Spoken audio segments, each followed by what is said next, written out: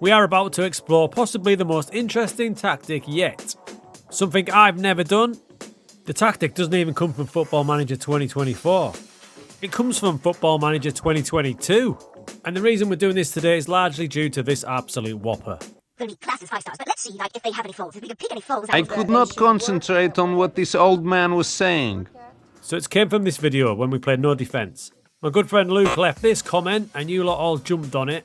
So I took it to the poll. It was a resounding yes because you lot enjoy my pain. So today we must build a tactic that has nobody in the attacking midfield spots and nobody up front as well.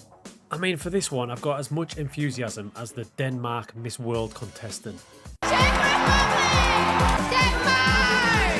So for this one we'll be using RB Salzburg. I wanted a young energetic team that was blooming good as well to give me a chance. They've got a nicely balanced squad, but we probably won't need it. The first thing I'm going to do is take a striker like Karim Konate and retrain him. This will all become clear as we get into the tactic build.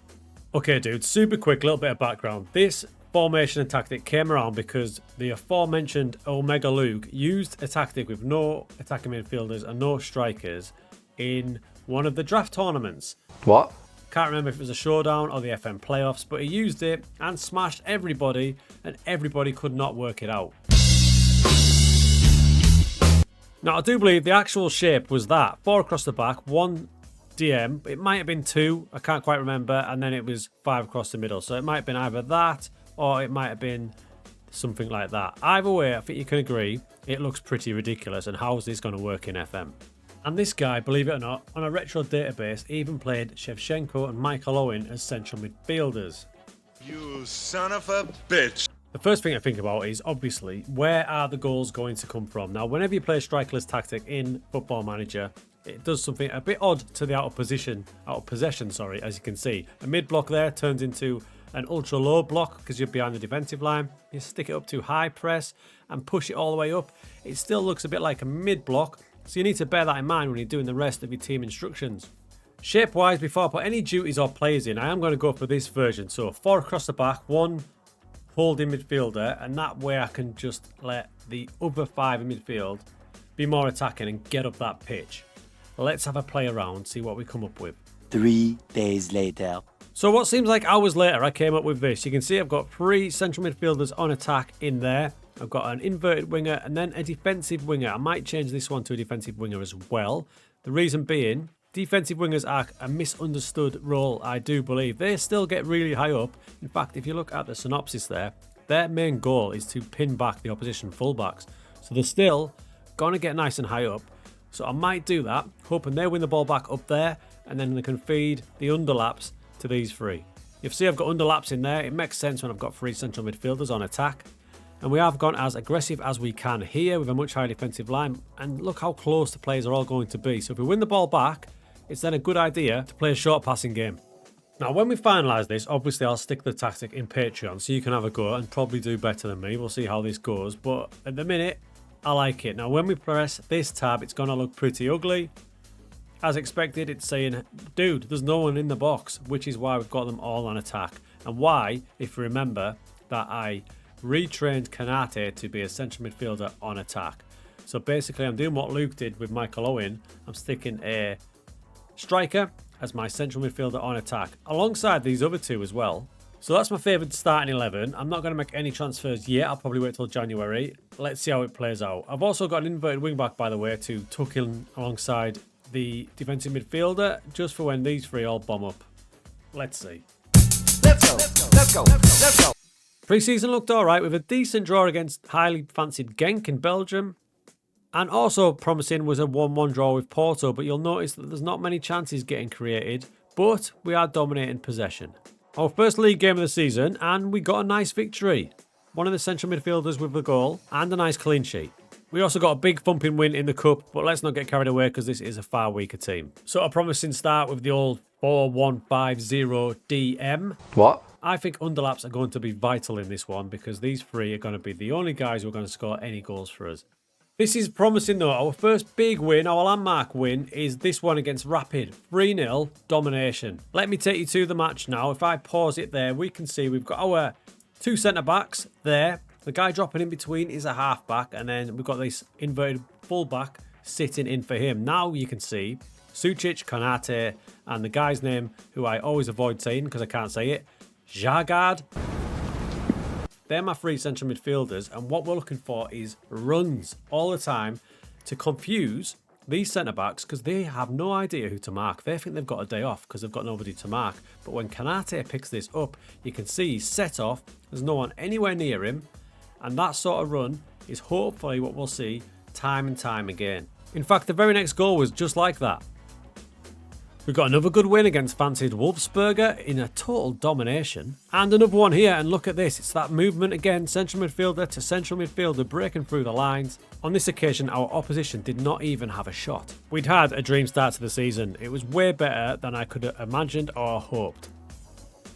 Clean sheet after clean sheet, but the Champions League was looming. And my bogey team Villa, who I just cannot beat in this game.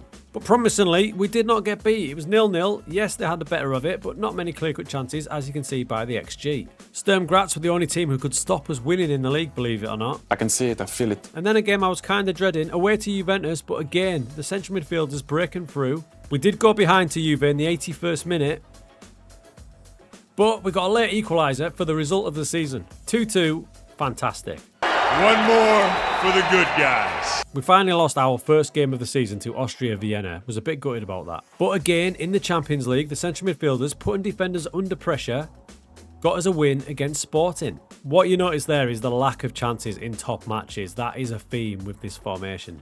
So we're in November now, and as you can see, we've only lost twice. We've got a clearance of 7. The 2 games we lost were both 1-0. And super impressive this. We've only conceded 6 goals in 14 matches. Yes, we're Salzburg, but you would think it'd be more. And in the Champions League, we're currently second. We've lost the one match against Sporting away from home, but we've got good draws against Villa and Juve. We're doing all right. And don't it up. And look at that. The chemistry that we always talk about is a thing of beauty in this strikerless and attacking midfielderless formation. This is heritage. So they're doing great. Chemistry is fantastic. Look at that. And you'll notice we do have 2 defensive wingers now, and that's just helped big time. They get the ball, they hold it up, and they're late in field for these 3. And my goalkeeper already has 11 clean sheets. Average positions with this formation, with the ball, it looks a bit like that. You can't tell which is the front and the back, right? But there's the goalkeeper, and 27 is the halfback. So he drops in, makes it a back 3. Inverted wing back comes in, kind of holds a central position. And then you basically got a 5 across there. And remember, the defenders don't know who to mark because they're sat waiting for strikers. Without the ball, it looks a bit like that, so we do drop back in. It looks a lot more solid for an overall team shape of that. So it's going way better than I imagined and less painful than usual. Now it's the massive winter break coming up after this next match, which is about 7 months. So I'll see you after that. Many months later. In the Champions League, I did lose badly to Villa. I could play any formation against Villa. I will always lose against Villa. What that meant was I had to beat Juventus to have a chance of qualifying from a tough Champions League group. Yet again, the midfielders broke through. Juve and their battered defence didn't know what to do with the pressure and pace of our central midfielders. A landmark result for Salzburg, beating Juve, and that sent us through from a really tough group. So we've been going well, but Konate is off to the Cup of Nations, so I decided to make a move in the transfer window. I brought in Gabriel Sara from Norwich City. I thought it was quite a realistic transfer. He came in for about 20 million. And to be fair, he settled in straight away, especially with the chemistry. Straight in. He seemed born to play for us. Making similar runs to the other central midfielders on attack. He knew what the plan was. Look at that.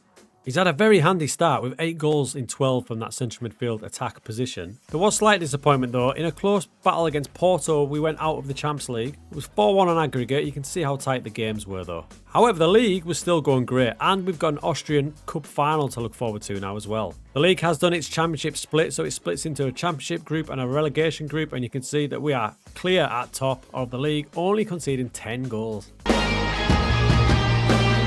Speaking of the cup final, we played Kapfenberger in it. Another great attacking display from a team with no attacking players. They just could not deal with us in this one. And we took the FA Cup.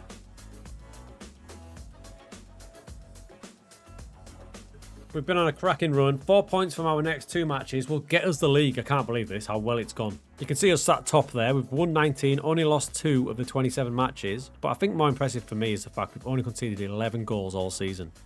Let's go. In those 2 matches, we got 2 big wins and took the title. So who would have thought that tactic would give us success and no pain?